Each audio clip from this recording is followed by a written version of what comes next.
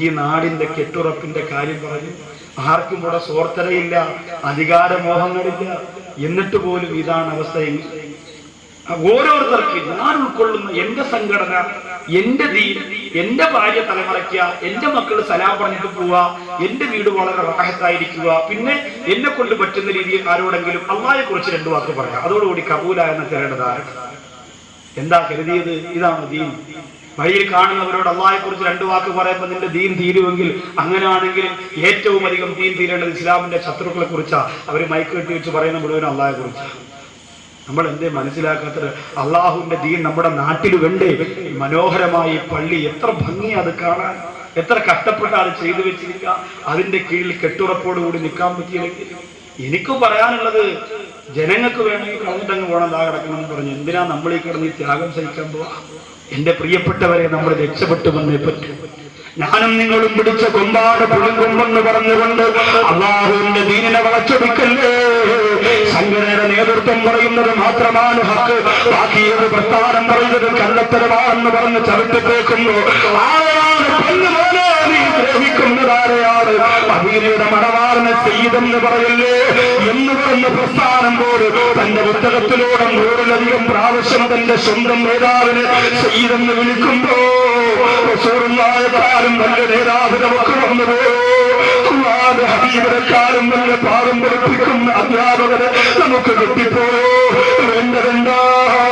നല്ല ഭയത്തോടെ, തന്മയത്തോടെ, യഥാസോടെ വന്നിരുന്നില്ലാരെങ്കിൽ എവിടെയെങ്കിലും പോയി 10 വഖത്ത് ജമാഅത്തായി നിസ്കരിക്കുമ്പോ ഞാൻ വല്ല ദീനുള്ളവനായിപ്പോ എന്ന് ചിന്തിച്ചുപോ. മോനക്കേട് വയറ്റിലേക്കല്ലേ ഈ സമുദായത്തിൽ അള്ളാഹുവിന്റെ ദീനെന്ന് പറഞ്ഞ മലയാളം ഉത്തരത്തിന് മാത്രം കെട്ടിയൊതുക്കി വെക്കാനുള്ളതല്ല. എന്റെ പ്രിയപ്പെട്ടവരെ, വല്ലൊരു ബാഹിയാത്തിന്റെ ലൈബ്രറിയിലേക്ക് കടന്നു ചെല്ലാൻ നിങ്ങൾക്ക് കഴിയോ? സബീർ റഷാദിന്റെ ലൈബ്രറിയിലേക്ക് കടന്നു ചെല്ലാൻ കഴിയോ? കാരന്തോട് മർക്കസടക്കമുള്ള എന്റെ പ്രിയപ്പെട്ടവരെ, AP-യുടെയും EK-യുടെയും സ്ഥാപനങ്ങളോ, കൃഷ്ണയുടെ സ്ഥാപനങ്ങളോ, ആ സ്ഥാപനത്തിന്റെ ഉസ്താദുമാരോട് പഠിക്കുന്ന കിതാബടക്കി വെച്ചിരിക്കുന്ന ലൈബ്രറിയുടെ അകത്തേക്കൊന്ന് കടന്നു ചെന്നാൽ ഒരു വരി തെറ്റുകൂടാതെ വായിച്ചർത്ഥം പറയാ. എന്റെ പ്രിയപ്പെട്ടവരെ, നമുക്ക് കഴിയില്ല. പിന്നെ ആരോ കിട്ടിയ മലയാളം പുസ്തകമാണ് ഏറ്റവും വലിയ വേദമെന്ന് പറഞ്ഞ് തലയിൽ ചുമന്ന് ബാക്കിയുള്ള എല്ലാ ദീനിന്റെ പ്രവർത്തനങ്ങളും പുച്ഛിച്ചു തള്ളുന്നവരെ അല്ലാഹുവിന്റെ കോടതിയിൽ ചെല്ലുമ്പോ, പടച്ചറപ്പിന്റെ കോടതിയിൽ ചെല്ലുമ്പോ സ്വന്തം പള്ള വീർപ്പിച്ചുകൊണ്ട് ഞാൻ അവരോട് ദീനിനെ കുറിച്ച് പറഞ്ഞുകൊണ്ട് രക്ഷപ്പെടാൻ നോക്കുന്ന നന്മയുടെ വാതായനെന്ന് നാട്ടിൽ പൊട്ടിമുളയ്ക്കുമ്പോ അതിനെ തൊട്ടോട് വെച്ച് കത്തിക്കുന്ന ദുർഗുണം ഇസ്ലാമിന്റെ ശത്രുക്കൾക്കുള്ളതാ. അത് ദീനിന്റെ പ്രവർത്തകർക്ക് ചേർന്നതല്ല. അല്ലാഹു നമ്മെ കാത്തിരക്ഷിക്കട്ടെ. നായ പഠിപ്പിച്ചു തരാ 10 കാര്യം. ഞാൻ പഠിപ്പിക്കല്ല, അത് പഠിപ്പിക്കല്ല. ഞാനടക്കം നമ്മൾ ഓരോരുത്തരും പഠിച്ചോ. നമ്മുടെ വീടിന്റെ മുമ്പ് നിൽക്കുന്ന നായ, തെരുവ് നായ നമുക്ക് പറഞ്ഞു തരുന്നു 10 ഗുണപാഠം. അത് പഠിച്ചിട്ടെങ്കിലും നീ മനുഷ്യനാകുന്ന. അള്ളാഹുവിന്റെ ഖുർആൻ സൂറത്തുൽ കഹഫ് വെള്ളിയാഴ്ച ഓതുന്ന എത്ര പേരുണ്ട്? ഓതിയാൽ അടുത്ത വെള്ളിയാഴ്ച വരെ അവന് പുണ്യമാണ്. അപകടത്തിൽ നിന്ന്, ദുരന്തത്തിൽ നിന്ന് അവൻ അള്ളാഹു രക്ഷപ്പെടുത്തും. ശപിക്കപ്പെട്ട പിശാചിൽ നിന്ന് കാവലുണ്ടാകും. ഇതൊക്കെ വെറുതെ പറഞ്ഞതല്ല. പെണ്ണുങ്ങളും ഓതണം. പെണ്ണുങ്ങൾ ഓതാൻ വേണ്ടി പള്ളിയിൽ പോകണം. പെണ്ണുങ്ങൾ ഓതാൻ വേണ്ടി പള്ളിയിൽ പോയാൽ ഖുർആൻ തികയത്തില്ല. പെണ്ണുങ്ങൾ വീട്ടിൽ ഇരുന്ന് ഓതണം. വെള്ളിയാഴ്ച രാവ് അസ്ർ കഴിഞ്ഞാൽ പിന്നെ വെള്ളിയാഴ്ച ജുമയ്ക്ക് മുമ്പ് വീട്ടിൽ നിന്ന് സൂറത്തുൽ കഹഫിന്റെ പ്രിയപ്പെട്ട വെള്ളിയാഴ്ച ളുഹറിന് മുമ്പ് പ്രിയപ്പെട്ട സഹോദരിമാർ ഓതണം. ആണുങ്ങൾ ഓതണം. 12:30 മണിയാവുമ്പോ മിമ്പർ കയറി ഉസ്താദ് അമീർ മുഅ്മിനീൻ അബൂബക്കർ സിദ്ദീഖ് എന്ന് പറയുമ്പോൾ അതുവരെ വെളിയിൽ നിന്നുകൊണ്ട് പാത്താള പഠിക്കുക. അള്ളാഹുവെ നമ്മളെ പോയിട്ട് ബാക്കിയുള്ള നീളത്തിന് നാക്കള്ള തന്നിട്ടുണ്ട്. 10 പേരെ കിട്ടിയാ പിന്നെ ഇതുപോലെ ഡകാന്ന് സംസാരിക്കാൻ പറ്റും. എന്തൊക്കെയാ പറയുന്നറിയോ? എന്തൊക്കെയാ പറയാ? ഒരു സ്ഥലത്ത് ഞാനിങ്ങ് കുറച്ച് ദിവസങ്ങൾക്ക് മുമ്പ് അതിന് മുമ്പ് ഒരു സ്ഥലത്ത് ഒരു ചെറിയ 1.5 രൂപ ഒരു സ്പീക്കർ എടുത്തു വെച്ച്, ഒരു പുക പോണ ഒരു ആംപ്ലിഫയർ എടുത്തു വെച്ച് ഒരാൾ പ്രസംഗിക്കാൻ 4 പേര് മുമ്പ് കേൾക്കാൻ വന്നിരിക്കണം. എന്തൊരു പ്രസംഗം അറിയോ? ഞാനിവിടെ പറയുന്നത് അങ്ങ് അമേരിക്കയിൽ ഇരുന്നു കൊണ്ട്, വൈറ്റ് ഹൗസിൽ ഇരുന്നു കൊണ്ട് ബറാക് ഒബാമ കണ്ടുകൊണ്ടിരിക്കുകയാ. അത് അങ്ങേക്ക് അതല്ലേ ജോലി. ഇവന്റെ 1.5 ഒരു ആംപ്ലിഫയർ കണ്ടുകൊണ്ടിരിക്കുക. അപ്പൊ വാർത്താളം അടിക്കാൻ നമ്മൾ അമ്മോ സമ്മതിച്ചു കൊടുത്തേ പറ്റൂ. താത്തമാരൊക്കെ കല്യാണത്തിന് പോയി 10 പേരെ കണ്ടാൽ പറയുന്ന അങ്ങ് തുടങ്ങിയുണ്ടല്ലോ. എൻ്റെ മച്ച എങ്ങനെയാ എന്നും രാത്രി പിന്നെ ഇച്ചിരി പാല് കുടിക്കണം, ഇച്ചിരി മുട്ട പൊരിച്ചത് കുടിക്കണം, എല്ലാ ദിവസവും ഒന്നും കഴിക്കാറില്ല. പിന്നെ ഓട്സാണ് എൻ്റെ മച്ച. ഒന്നും വേണ്ട, ഓട്സ് വാങ്ങാം, വെള്ളത്തിൽ കലക്കി ഇങ്ങനെ ആടിന് വെള്ളം കൊടുക്കുന്നത്, മച്ച വരെ കുടിച്ചോളൂ. ഇതാണ് എൻ്റെ മച്ചാക്ക് വേണ്ട. അപ്പൊ ഇങ്ങനെ താളം വിടാൻ അല്ലോ. അതുപോലെ നമ്മള് മോശമാണോ? സുബ്ഹാനല്ലാഹ്, നമ്മളും മിടുക്കരല്ലേ. നമ്മൾ ചില ആൾക്കാര് ഒരു സ്ഥലത്ത് ഇത്തിരി ആളെ കാണുമ്പോ ചില ചെറുപ്പക്കാർ എന്നിട്ട് പറയും, എന്നാലും നമ്മളവിടെ തന്നെ അത്ര പോരാ. കാരണം എന്താ? നമ്മളെക്കാളും വലിയ പരിപാടി ലോകത്താരും വെക്കാൻ പാടില്ല എന്ന തീരുമാനത്തിലാവും. അതുകൊണ്ട് വേറെ ഏത് സദസ്സിന് അത്ര പറ്റൂല. ചിലപ്പോ അതിന്റെ ഇരട്ടി കാണും ആള്. എന്നാലും അങ്ങനെ പറയും. താളം വിടാൻ, സംസാരിക്കാൻ 10 പേരെ കിട്ടിയാൽ നമ്മളെ കഴിഞ്ഞിട്ട് ബാക്കിയുള്ളൂ. അതുപോലെ സഹോദരങ്ങളെ, ആ രീതിയിലൂടെ മാത്രം നമ്മൾ കടന്നു വന്നാൽ പോരാ. നമ്മൾ ചിന്തിക്കുക, അല്ലാഹുവിന്റെ പരിശുദ്ധ ഖുർആനിന്റെ സൂറത്തുൽ കഹ്ഫ് വെള്ളിയാഴ്ച നമ്മൾ ഓതുക. വെളിയിൽ നിന്ന് സംസാരിച്ചു കൊണ്ടുവന്ന് ബഹുമാനപ്പെട്ട ഖതീബ് ഉസ്താദ് ഖുതുബ ചെയ്യുമ്പോ നിസ്കാരം തുടങ്ങുന്ന ചാടിക്കേറി നിസ്കരിച്ച് ഇറങ്ങി വരുന്നവന് ജുമഅ കിട്ടുമോ? ഇല്ല. ഖുതുബയുടെ ആദ്യം മുതൽ അവസാനം വരെ ശ്രദ്ധാപൂർവം കേട്ടിരുന്നവനല്ലാതെ ജുമഅ ഇല്ല. എന്റെ പ്രിയപ്പെട്ടവരെ, അങ്ങനെ ആ ജുമഅ നിസ്കാരം കിടന്നിറങ്ങുമ്പോ ഉസ്താദ് എന്തെങ്കിലും നസീഹത്ത് പറഞ്ഞാൽ കേൾക്കാതിരിക്കോ? ഇല്ല. പക്ഷേ ആ പള്ളിയിൽ നിന്ന് പുറത്തിറങ്ങിയിട്ട് നമ്മൾ ഓടുകയല്ലേ. സൂറത്തുൽ കഹ്ഫ് ഓതാൻ നേരമില്ലാത്ത സമുദായം ഇറങ്ങിയോടിയിട്ട് പള്ളിയിൽ നിന്ന് ഇറങ്ങി വന്ന ഉടനെ നമ്മൾ പറയുന്നതെന്താ? ഒരു സോഡ ഇറങ്ങി ഒഴിച്ചിടെ പോയാ കടയിൽ വരിക. എല്ലാ ജുമാ നിസ്കാരം കഴിഞ്ഞ് സലാം വീട്ടിയ ഉടനെ ഒരു സോഡ നാരങ്ങ വെള്ളം കുടിച്ചുകൊണ്ട് ഒറ്റ പോക്ക. വേറെ ഒന്നും പള്ളിയിൽ എന്ത് പൊതുയോഗം നടന്നാലെന്ത്, മതപ്രസംഗം നടന്നാലെന്ത്, കമ്മിറ്റി നടന്നാലെന്ത്, ഉസ്താനെ പിരിച്ചുവിട്ടാലെന്ത്, ഉസ്താനെ തിരിച്ചെടുത്താലെന്ത്, ഒരു പ്രശ്നം. അവനൊന്നും അറിയേണ്ട കാര്യമില്ല. അവന് മരിക്കുമ്പോൾ ആരെങ്കിലും കൊണ്ടുവന്ന് നടക്കുന്ന കാര്യം ഉറപ്പാണ്. മിക്കവാറും അടക്കാൻ കിട്ടും. ഈ കണക്കിന് കവറിനകത്ത് കെട്ടിക്കുയിലാക്കിക്കൊണ്ടിരുന്ന എങ്ങനെ അടക്കാൻ കിട്ടും? 7-8 ദിവസമൊക്കെ അങ്ങനെ കിടന്നാൽ വല്ലാത്ത രംഗമാണ്. കൂട്ടുകാരനല്ലേ, കൂടെ കൊണ്ട് നടന്നവനല്ലേ. എത്ര സംഭവം ഇങ്ങനെ ലോകത്ത് അനേകായിരം സംഭവങ്ങൾ നടക്കുകയാണ്. ഇതൊക്കെ നമ്മൾ കാണണം, നമ്മൾ അറിയണം, നമ്മൾ ചിന്തിക്കണം.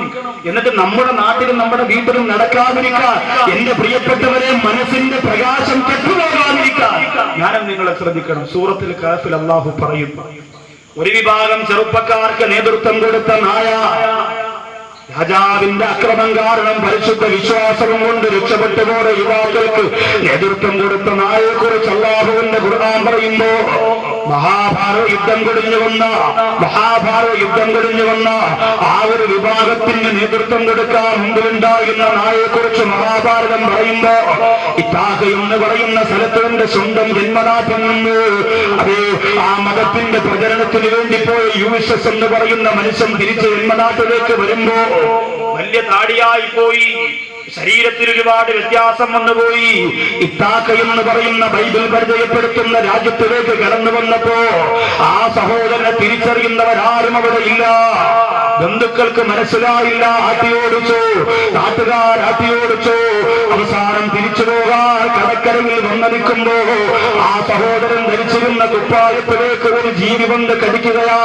തിരിച്ചു നോക്കുമ്പോ വർഷങ്ങൾക്ക് മുമ്പ് താൻ തന്റെ മടിയിലിരുത്തി പാല് കൊടുത്തിരുന്ന ബിസ്ക്കറ്റ് കൊടുത്തിരുന്ന വളർത്തുനായാണ് വന്നിട്ട് തന്റെ യജമാനെ കണ്ട് തിരിച്ചറിഞ്ഞു പോയതെങ്കിൽ ആ നായെ കുറിച്ച് ക്രൈസ്തവ മതം പരിചയപ്പെടുത്തുമ്പോ എന്റെ പ്രിയപ്പെട്ടവരെ, ഈ നായിൽ നിന്ന് സമുദായത്തിന് പഠിക്കാനുള്ള 10 കാര്യം ഹസൻ ബസരി റളിയല്ലാഹു തആല പറയുന്നു. ഒന്നാമത്തെ കാര്യമെന്തെന്നറിയോ?